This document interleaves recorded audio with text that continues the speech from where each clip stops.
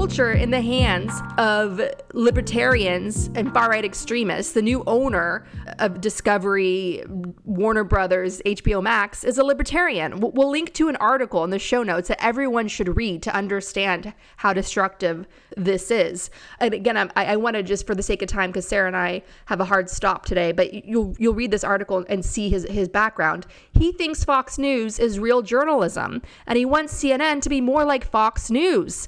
That's it's a really dark development on the level of John Roberts' court passing Citizens United to allow dark money to flood our elections, to the Supreme Court rolling back, getting rid of Roe v. Wade. What's happening with this consolidation of major media empires that have produced some worthy, needed cultural moments in the hands of a proud libertarian who thinks Fox News is journalism is a death knell, is one of the many nails in America's coffin right now. And speaking recently with a filmmaker who has done a lot of hard-hitting political documentaries, he said to me, Discovery is such shit, they're impossible to work with, and they don't want any political documentaries. They don't want anything hard-hitting.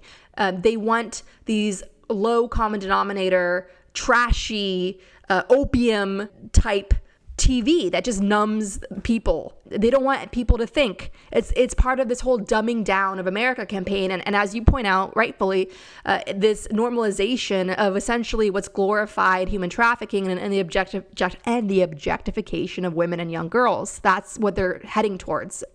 Epstein, Maxwell, TV culture.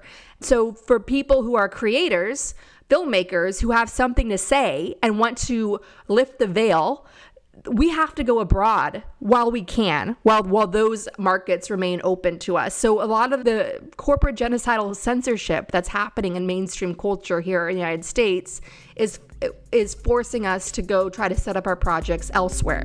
And that is something that a lot of filmmakers openly talk about.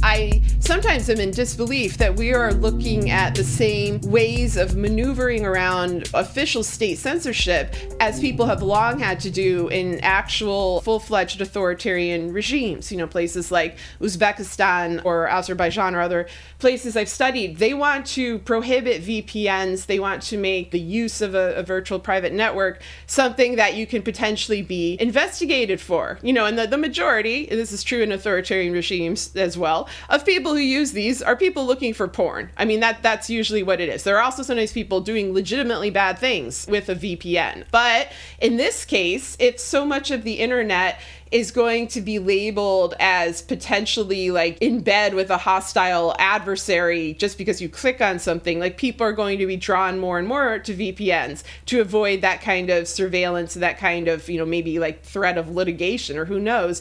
And so then your use of it is going to be interpreted as proof that you've done something wrong or that you're up to no good, or at least that is a possibility. Like none of this is set in stone. It's not been passed, but I do think that it is dangerous. I think one of the greatest weapons that the United States has had against this global rising wave of fascism is our free speech laws. I mean, yeah, they can be weaponized against us in terms of propaganda, but generally speaking, we have the loosest free speech laws of anybody. Look at what's happened to journalists in the UK, for example, versus journalists in the US. Like, we've had a tough time, but really nothing compared to these enormous lawsuits and restrictions that come from the very strict libel laws over in the UK. So, as we're fighting back against all of these different problems, it's very important that, one, we preserve our free speech in general, but two, that we preserve the freedom of speech of the digital sphere, because that's where a lot of organizing takes place. That's where a lot of activism takes place.